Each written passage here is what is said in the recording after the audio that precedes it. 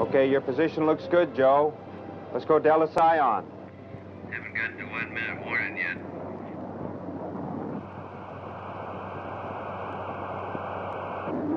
One minute. Delta Sci. Push to test. Rock light showing. Prime. Igniter ready light. Pre-cool on. Igniter idle. 20 seconds to launch. Everything checks here. Your position is good, Joe. Pump idle. Good pump. Good igniter. Ready to launch now. Good light. Okay.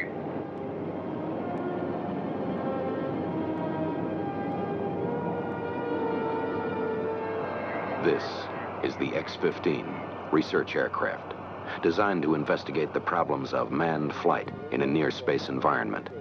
Altitudes up to 50 miles, speeds up to Mach 6. High-speed aerodynamics, aerodynamic heating, structural design, aircraft stability, and control in space and re-entry. This was the kind of information it was to provide, and provided it did. Here's the story. Before the X-15, the question had been, what is to be man's role in space travel? Can he pilot an aircraft out of the Earth's atmosphere, fly it in space, then re-enter the atmosphere and bring it back to a safe landing on Earth? There were many unknowns to be discovered, many problems to be overcome before the answer would be known. That today's test flight is almost routine is a tribute to the comprehensive program that has moved step by step to prove that man can pilot an aircraft into space and return. Give us a 20,000-foot check, Joe. Coming up on 20,000 now. Okay, I know you've done it, but check your flaps and circuit breakers. Roger. Done. Ready to go pressurize? Pressurize. You're in good shape. Flaps. And flaps are coming down. Gear.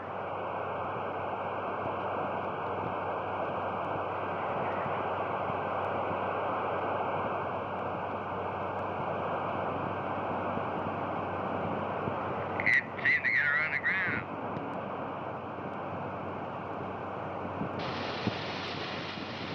Real nice.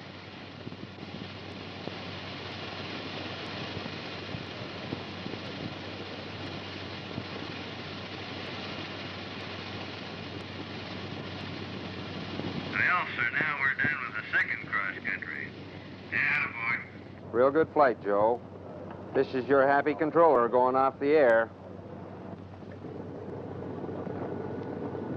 There have been many men who have helped make the X-15 project a success. One of them is aircraft research engineer Hartley Soule, who was originally in charge of designing and building the X-15 aircraft. Of course, I'm retired now, and the X-15, she's not the queen of the hangar anymore, although she's still hard at work. But I remember years ago, you know, it was long before Sputnik that we decided to build the X-15. This airplane, the first hypersonic aircraft, was going to be our first manned space probe. This was a logical step in the research aircraft program that had begun even before the end of World War II. From the beginning, the research aircraft program was a cooperative affair. The National Advisory Committee for Aeronautics, predecessor to NASA, the aircraft industry, the Air Force, the Navy, working together. Their first effort was directed at breaking the sound barrier. And the aircraft that would do it was the X-1, designed to acquire flight data at the speed of sound.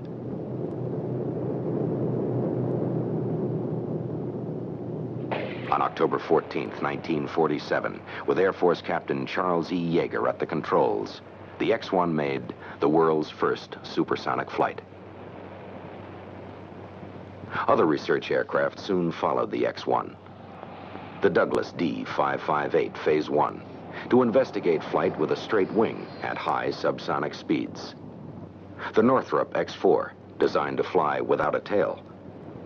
The Douglas D-558, Phase 2, to study flight characteristics of swept-wing aircraft at transonic and supersonic speeds. The Bell X-5, designed with variable sweep. And the Douglas X-3, to investigate thin, straight wings at speeds beyond Mach 1. The Bell X-1A, with its increased performance, first of a series of follow-on aircraft to the original X-1. The X-2, another Bell airplane designed to explore aircraft behavior at altitudes above 100,000 feet and Mach 3 speeds. The X-1E and X-1B, both later follow-ons to the X-1.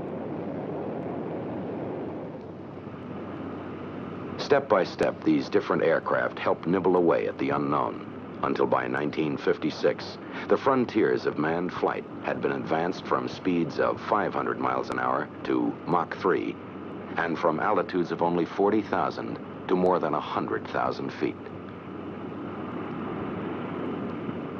Speed, altitude, sure we kept going higher and faster than we'd ever been before. Only because that's where new information, where the unknown has always been found in flight, above and beyond the limits you've already reached. As early as 1952, the X-15 aircraft was being conceived by the people at NACA. At the Langley Center in Virginia, they began investigating the unknowns associated with flight to the thinnest edges of the Earth's atmosphere.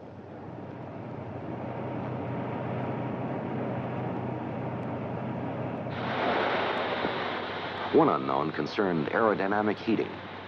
The X-15 would be the first aircraft to push from supersonic to hypersonic speeds, where the flow of air would heat the leading edges of the plane to 1,300 degrees Fahrenheit. Experiment after experiment was run to see if this extreme temperature would weaken or melt basic materials. The data resulting from tests run well beyond temperatures expected for the X-15 proved that there were materials that would withstand this kind of heat. Another problem, after rocket engines shut down, the X-15 would be thrust into a ballistic arc in air so thin that normal aerodynamic control would be impossible. How then could the pilot control the aircraft? The answer? Reaction controls that would allow him to correct roll movement and position the aircraft properly for re-entry through the atmosphere. But the designers knew the problems of control would never be fully solved until an X-15 aircraft was actually built. We knew the X-15 would look something like this.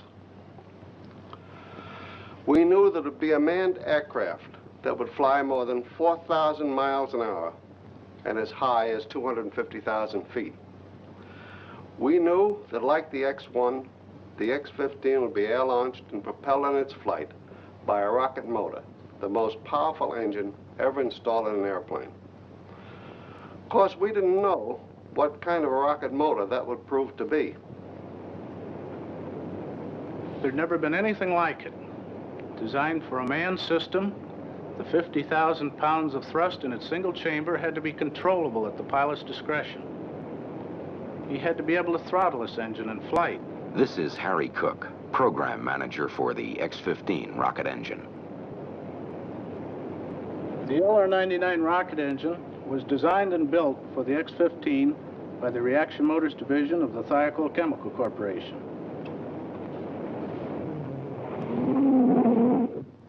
We had had some experience in this field. Reaction Motors had built power plants for all of the X-1s and for the D-558 Phase 2 aircraft. But those rocket engines we had made for earlier research planes were primitive forerunners of the engine we built for the X-15. 57,000 pounds of thrust with a throttle attached.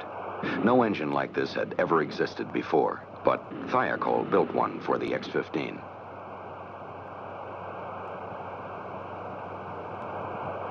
Now, what kind of airframe could be designed to carry such an engine?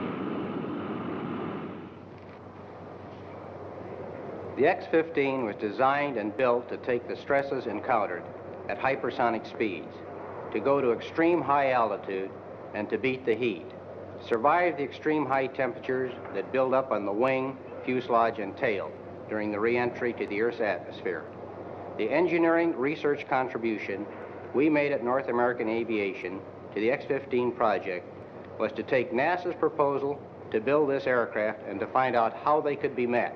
Harrison Storms. He was in charge of the X-15 program at North American Aviation.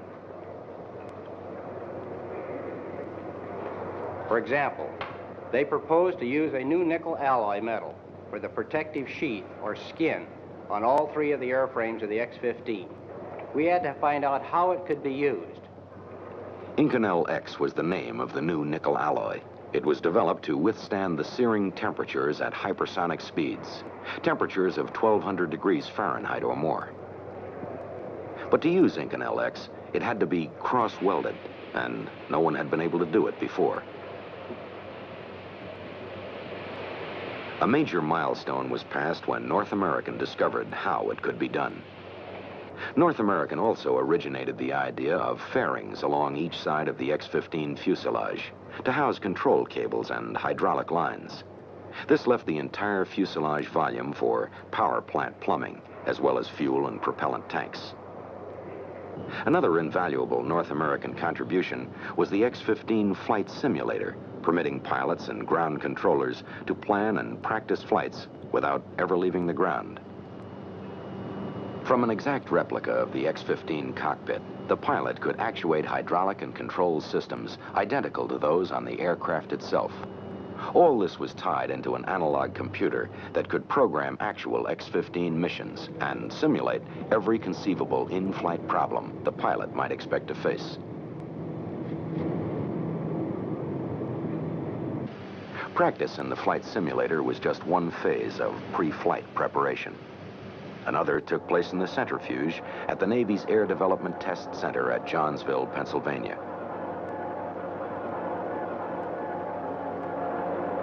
There, pilots learned how to take the heavy G forces they would meet when they flew the X-15 up into space and back down again.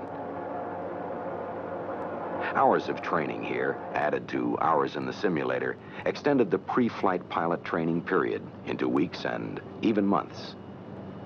Then came the dramatic moment. The X-15 and its B-52 launch aircraft were ready. North American test pilot Scott Crossfield was ready. Step by step, the X-15 research project had moved to this important event. Now, the first of 3 X-15s was about to begin a series of test flights. The schedule called for an orderly progression of tests. In the first flights, the X-15 would remain attached to the B-52. Then a glide flight would be tried. Only then would powered flight be attempted.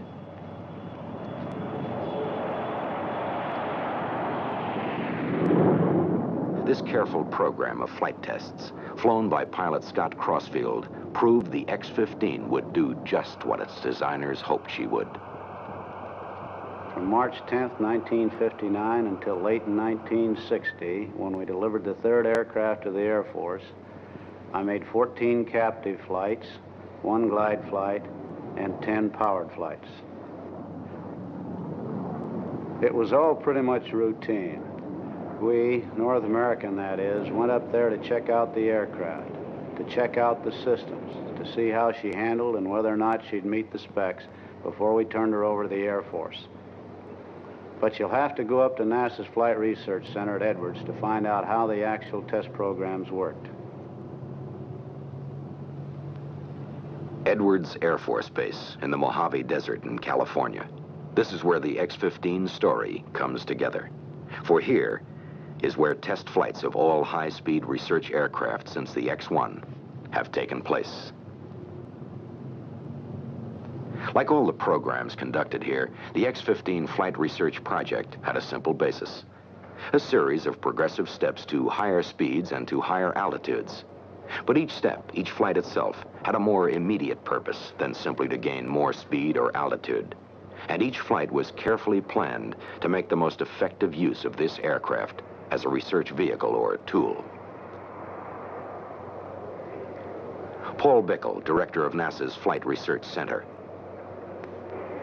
Each flight provided new information or confirmed one tunnel or theoretical data on the characteristics of an airplane performing in a very advanced flight regime.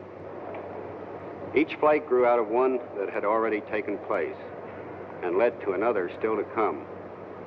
But of course, the X-15 flight program really began in the simulator months before the first airplane was delivered to us. Joe Walker, Chief NASA Edwards research pilot, physicist, and pilot of a long list of research aircraft. Practice or planning in a simulator is the beginning of every flight that's ever been made in the X-15. All pilots assigned to the project first become familiar with the handling characteristics and timing of the X-15 on any given mission in the flight simulator. It's been good insurance for all of us. One of the X-15 pilots who has spent many hours in the flight simulator is NASA's Milton Thompson. Here, Thompson flies a practice mission under normal procedure, with pilot engineer John McKay working as his flight planner. In a nearby room where the analog computer is housed, the activity in the cockpit can be monitored on closed-circuit TV. The pilot's control movements and the airplane's simulated response are checked on a plotter by the flight planner, who will monitor the actual flight from the NASA Edwards Control Center on the ground. The pilot's inputs may also be monitored and recorded by other instruments. Variations from the planned mission are then simulated, so the pilot will learn to recognize their effects on the aircraft. For example, he may get a problem involving changes in stability. These changes are fed by the computer to his cockpit instruments. The pilot reads the changes and makes control inputs to bring the aircraft back to normal. His response is monitored and evaluated.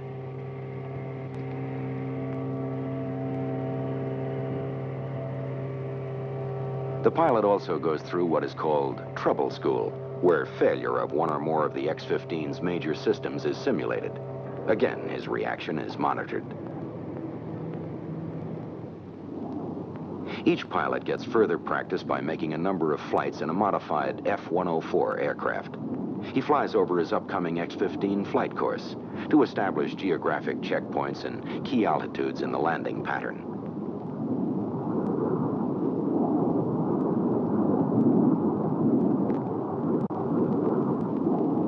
All flights are made over the High Range, a network of ground tracking stations stretching from Wendover, Utah, 485 miles south to Edwards in California.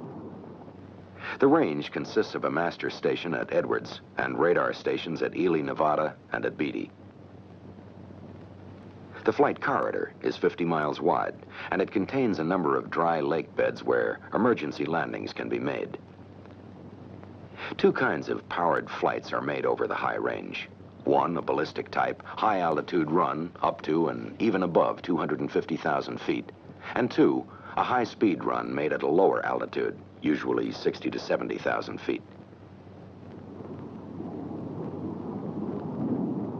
During his practice flights in the F-104, the pilot must also familiarize himself with the timing and positioning for an X-15 landing at both primary and alternate landing sites.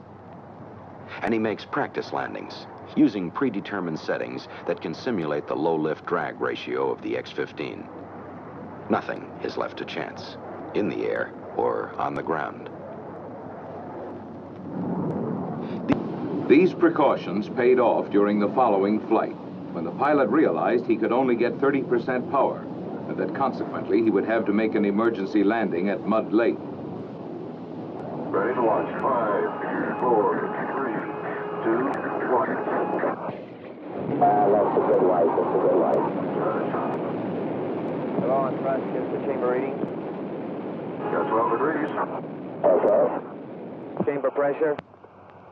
Tank pressure's at 50. Push your throttle up and give us chamber pressure. We don't have chamber pressure, about 200. Roger, you got the full throttle? Up front. You're running at 30%. 30%? How are we doing, Bob? Roger, you're going by Mud Lake. It looks like a landing at Mud Lake. Roger. Looks from the smoke down there like there's a very tiny bit of wind from perhaps south and a little bit east. There's nothing.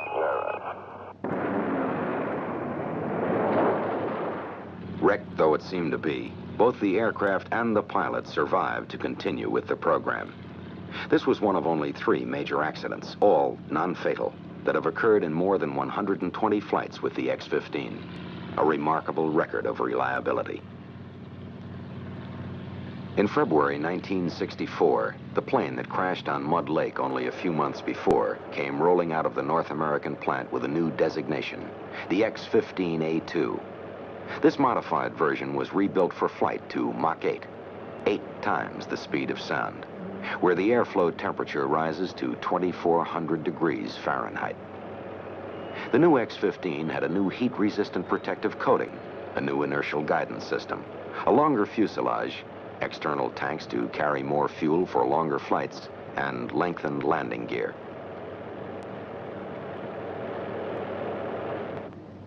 All the while this new X-15 was being built, tests were continuing with the other 2 aircraft, and they continue today. For every flight, the procedure is essentially the same. Every phase carefully planned, every second of actual flight time mapped out in advance. That way, every man involved knows exactly what his job will be from the beginning to the end of the flight.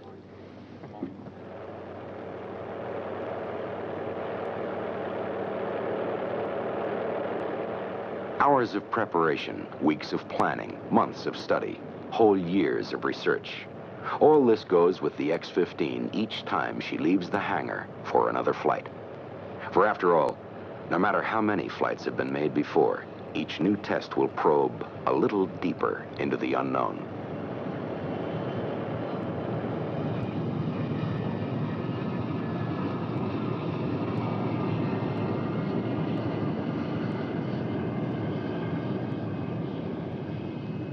She is a research tool, this sleek black aircraft, carrying a host of instruments, gauges, and recorders to explore the unknown. And every second of her time in flight must be carefully charted.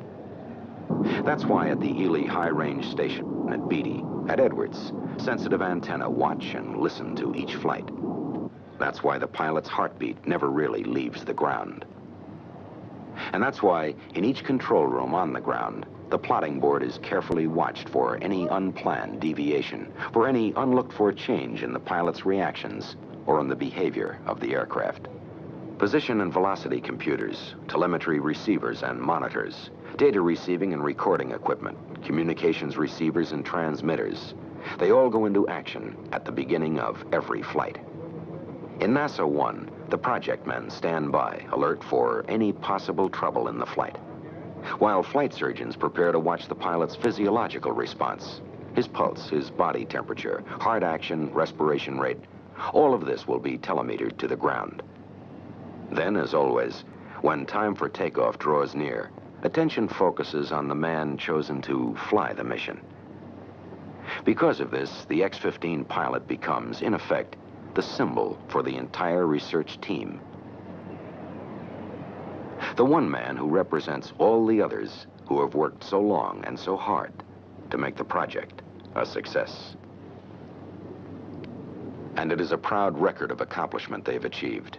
They have designed and built an aircraft that could be piloted into space and flown back safely to a controlled landing on Earth. They have accumulated important data on aerodynamic heating at hypersonic speeds.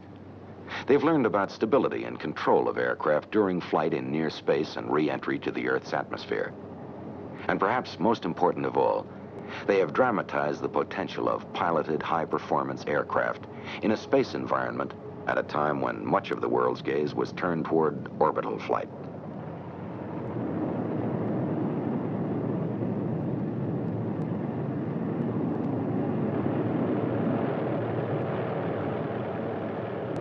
The X-15 research project has long since achieved its original goals. The aircraft has been flown successfully more than 120 times, and although setting new records wasn't its purpose, it has set a few along the way. Altitude, 67 miles. Speed, Mach 6, 4,104 miles an hour, the highest and fastest a winged aircraft has ever flown.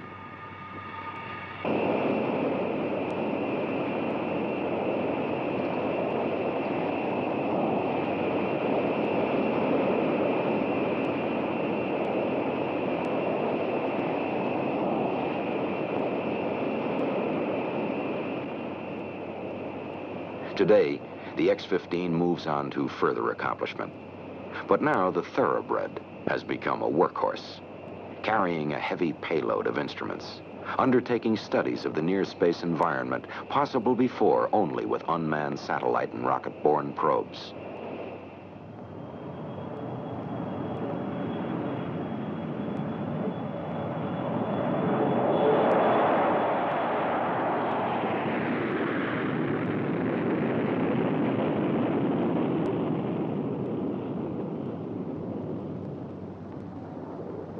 There are many people who should share the credit for the continuing success of the X-15 research project.